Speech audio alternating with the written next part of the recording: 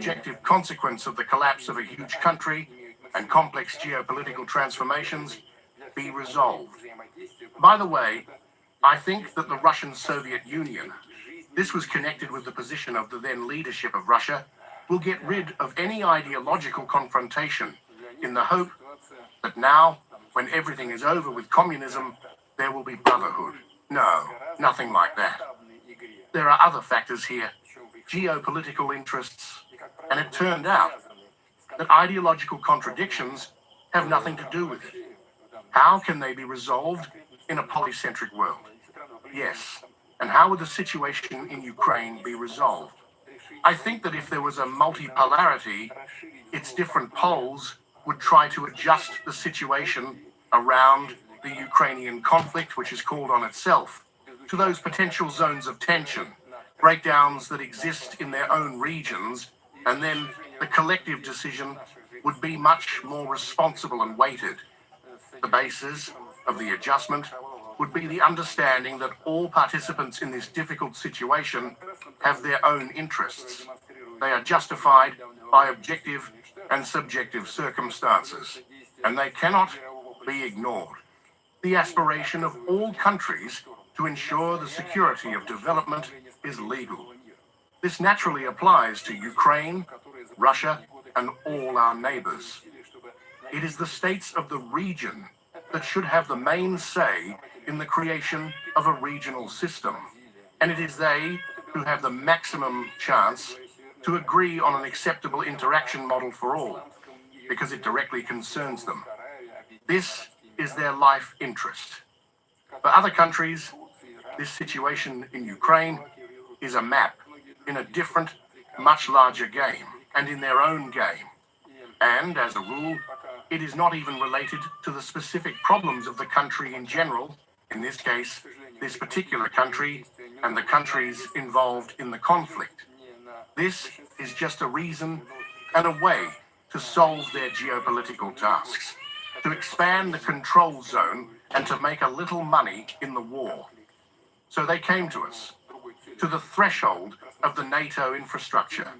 For years, they have been looking at the tragedy of Donbass, at the genocide, in fact, and at the destruction of Russian people in our original historical territories, which began in 2014 after a bloody coup d'etat in Ukraine.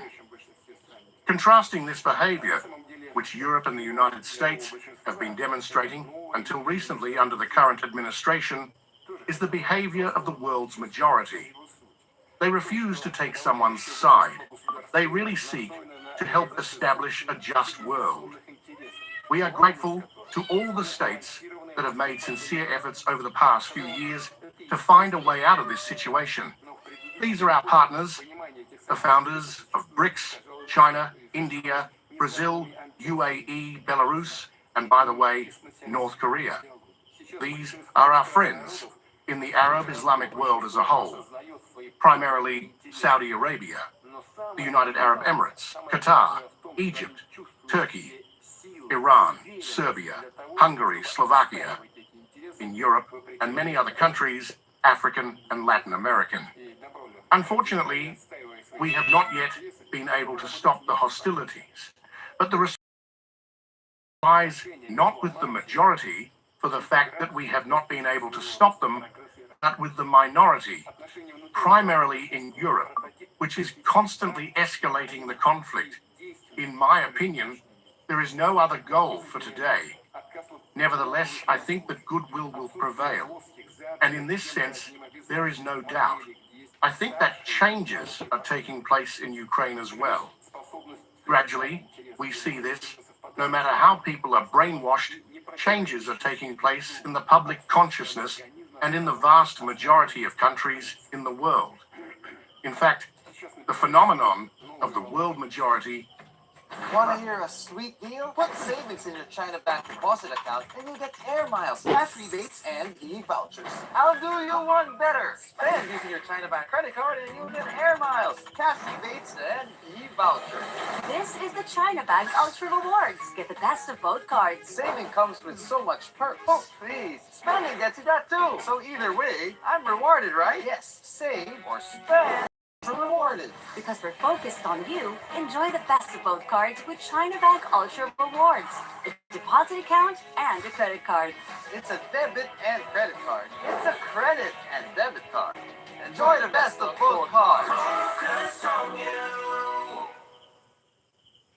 And confidence to defend these interests despite the external influence.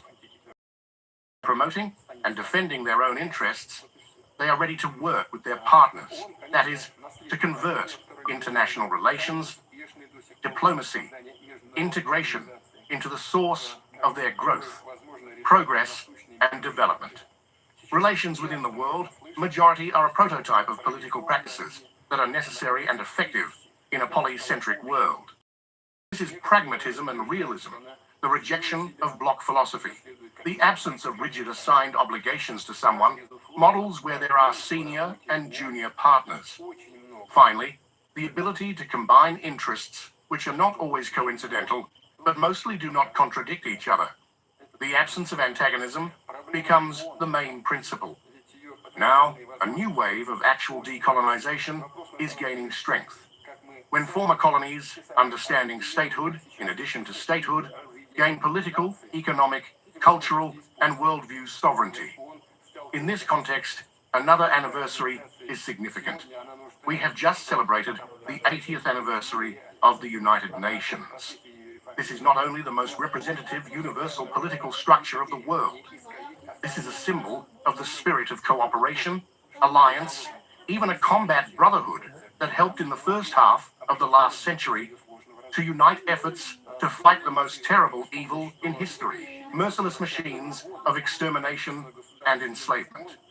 We are proud of the decisive role in this common victory.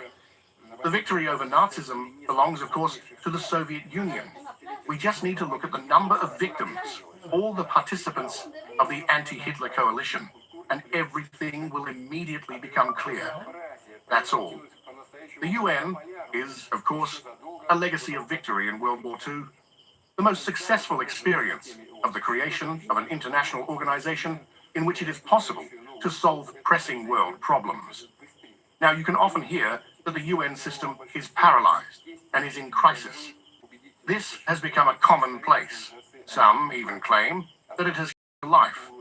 It should at least be radically reformed. Yes, of course, there are a lot of problems in the work of the UN, a lot, but there is nothing better than the UN. This should also be acknowledged. The problem is not in the UN, in fact. After all, its potential opportunities are very large. The question is, in fact, how we ourselves, the most united and now unfortunately divided nations, use all these opportunities. There is no doubt that the UN is facing difficulties. Like today, it needs to adapt to changing realities. However, in the process of reforming it, it is fundamentally important not to lose, not to distort the main meaning of the construction. And not only that, which was laid down when the United Nations was created, but also what was gained in the process of its complex development. It is worth remembering that since 1945, the number of UN member states has increased almost fourfold. The organization